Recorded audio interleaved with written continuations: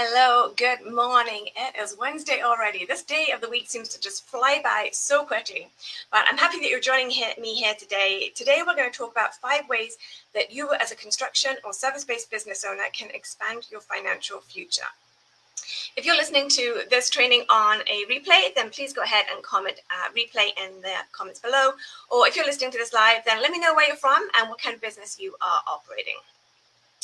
My name is Kerry Postal. I am the owner of Abacus Business Solutions. I have an amazing team working alongside me, and we've been working with construction and service-based business owners for over 10 years now. So we know what we're doing. We've seen a lot, we've learned a lot, and we're here to help you take your business to the next level as well. Okay, so let's jump straight in. So here are my top 5 strategies and tips for helping you to grow your business and maximize your financial potential.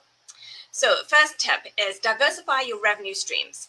If your business relies solely on one product or one service, then you need to start thinking about how you can expand that. Well, how can you diversify and offer more than one product, more than one service? Think about what complementary products or services go along with what you're doing now. A great way to find out about this is to ask your team that's out in the field working with your customers every day. What are they hearing? What are customers asking for? What are customers commenting on?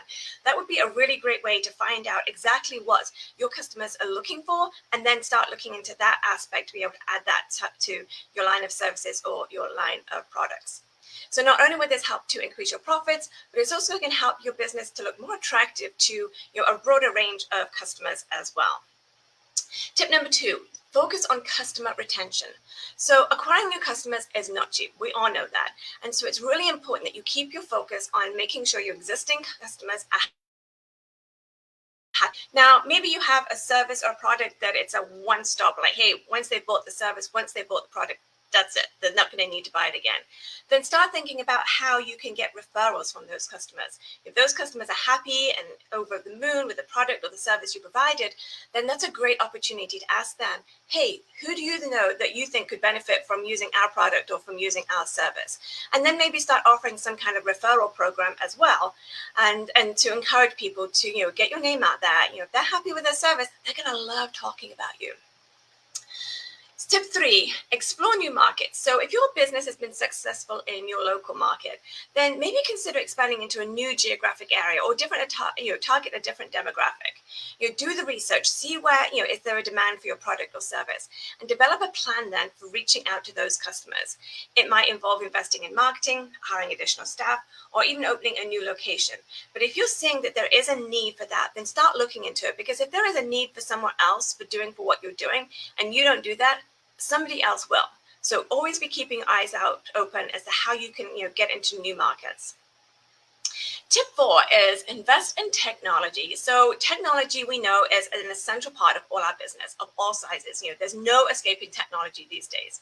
So I encourage you to look for ways that you can automate your processes, streamline those operations so everything runs the way it's supposed to. You don't have staff wasting time or duplication of tasks or anything like that, and just make sure that everybody is on board. Everybody understands this is the way we do things, and the automation is a good thing because it helps us to be able to function more efficiently. It helps us to grow larger without having to add additional staff, and it just helps the whole process to be a whole lot smoother. And encourage your customers to engage in using technology as well. Maybe you have a booking system, maybe you have an online payment system, anything like that. People are looking for that convenience now, and it's just a way of life. It is what it is. There's no point trying to fight it. Move along with that, and if people can pay your invoice online instead of writing a check and having to mail it to you, they're going to love that. So you may need to be thinking about maybe investing in a new point of sale system. Maybe you need to update your website so there is that online pay feature, or that you can be sending your estimates and proposals through your online portal as well. Maybe a mobile app is a good thing for your business. Every business is different, so just kind of have a think as to what would be of a benefit to you and to your business and to your customers and to your team, and investing in technology that's going to help everything run a whole lot smoother. And the last tip is build a strong team.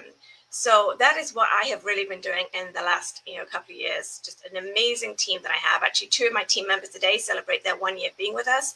And then my accounts manager will celebrate 3 years in a couple of weeks. So this is the best team that I have ever had. They are strong, they're committed, they're dedicated. And that's so important as you're growing a business to have that team behind you. You want to make sure you've got skilled team members to help you manage that workload. You can't do it all by yourself. There's only so many hours in a day, so many days in a week.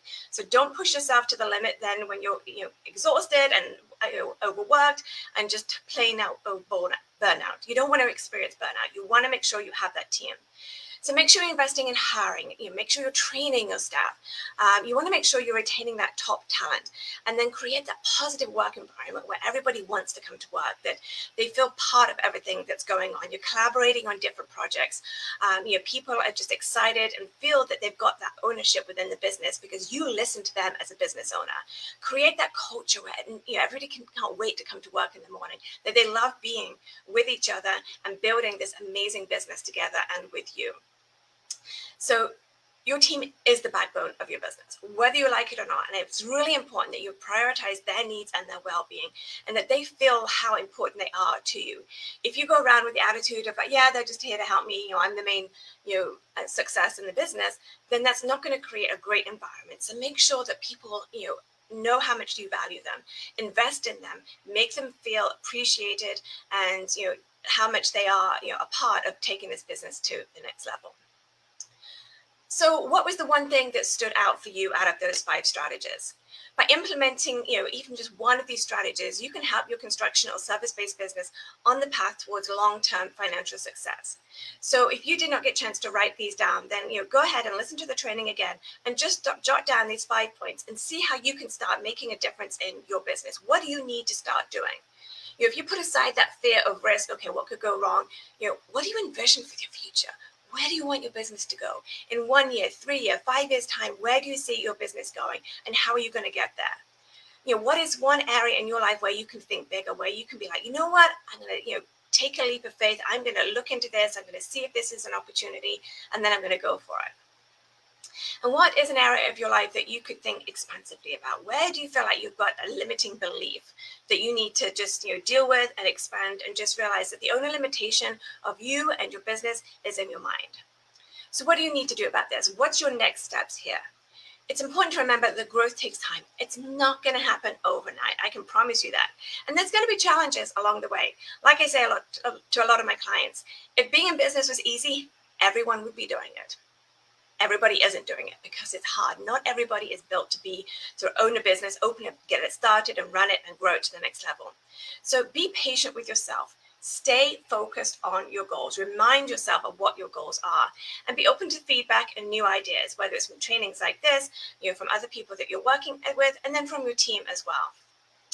So if you don't have a team to support you right now, if you're still, maybe just you or just you and a couple of people, and you want to talk through this a little bit more, then reach out to me. Go ahead and put a comment in the box below. Just call me, send me a message, and I will reach out to you and get you on my calendar. So that way we can just chat. There's no pressure or anything. Just talk this through and help you to grow your business. And we are there to support you and help you.